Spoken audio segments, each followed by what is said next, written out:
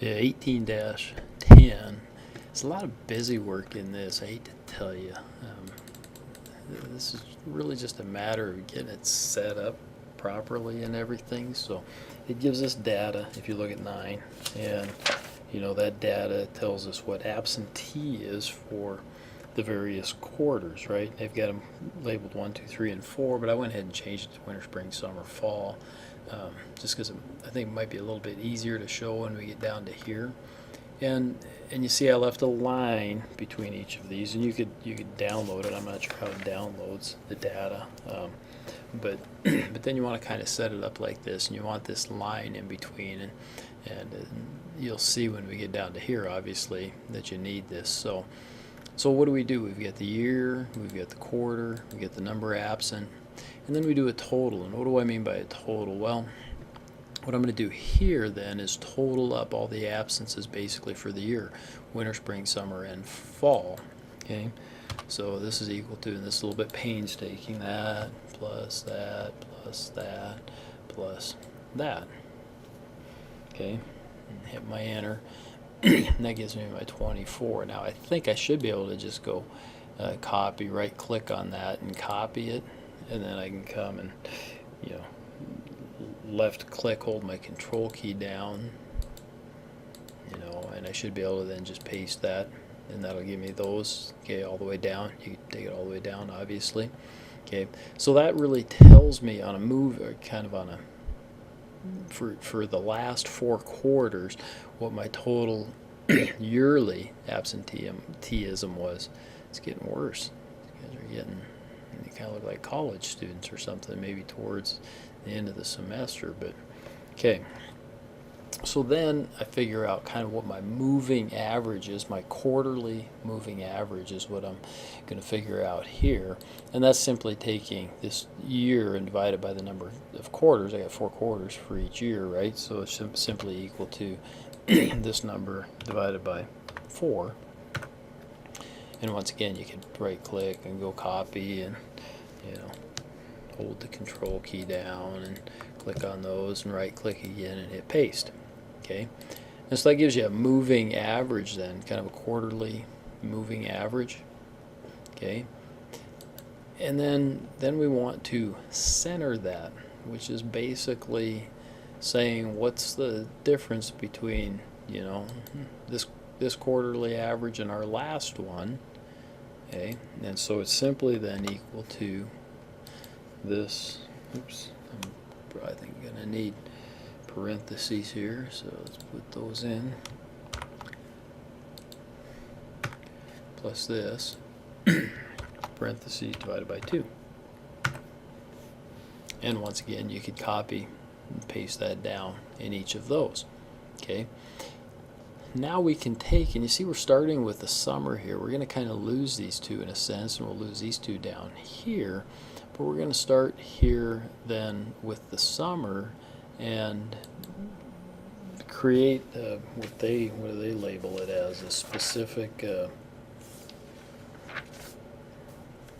specific seasonal, I guess you could say.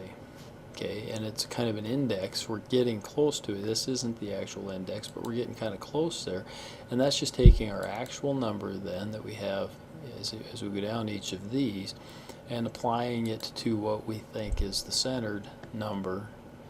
Okay, what it should be, I guess, if we had a trend line, kind of is what we'd say. So this is simply equal to our actual number divided by our centered number. Okay. And once again, we can copy and click on these, holding the control key down, and right click and hit paste, and there you go. Okay, now what do? We got this row of this column of data that we're going to use down here, okay, to set up this chart to actually end up getting what our index is going to be. And if you'll see, okay, we don't have winter and spring, so we got to start here with the summer of 2011, because that's the first number that we kind of have this moving index, I guess. I don't know if that's the right term for it, but that's what I'll call it. Okay, and so that's just equal to this down here. So we just got to move all of these down in order. So this is equal to this. Okay, and then this one's equal to this. Okay, and then we would come here and the winter one's equal to the winter of 2012. You know, make sure they match up and do that all along till you have that filled in. Right? So we got 2 quarters each of winter, 2 quarters of spring, 2 quarters of summer, 2 quarters of fall. I think you guys will end up with maybe 3 quarters of each. Okay, but the math is the same. It's just going to be your guys' stuff's going to be a little bit bigger. Okay. Total, and I don't know really that we need the total of this, but I'll come there and hit the sum. Okay, and I'm going to go ahead and grab all 3 of these, right, even though the one's blank, and I'll show you why, because then I can just copy this over and it'll gather all those up, right? So I got a total there, which we actually don't use anyhow, and then I'm going to do the mean or the average of these as well. Okay, and for that I can click average. I'm going to just do those 3 there, hit enter, and again I can go ahead then and drag that over. So my means come up to this amount. We're getting pretty close to the index, but the problem is that if I total these, it ought to equal 4, right? Because basically we got 4 quarters, and if I total these, if I do the sum thing, I don't get quite 4. Okay, and I don't know if that's because of rounding or whatever up above. It doesn't matter, but I should have 4, and so I'm going to put 4 here, and this is what I came up with.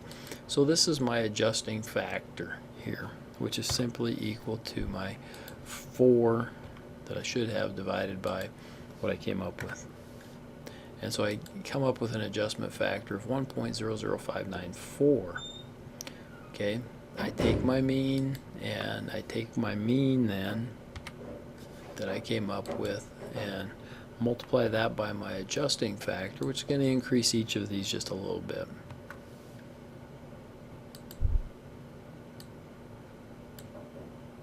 Uh-oh, what did I do wrong? What I did wrong was I forgot to use my F4 for my adjusting factor, right? Now I should be able to drag that over.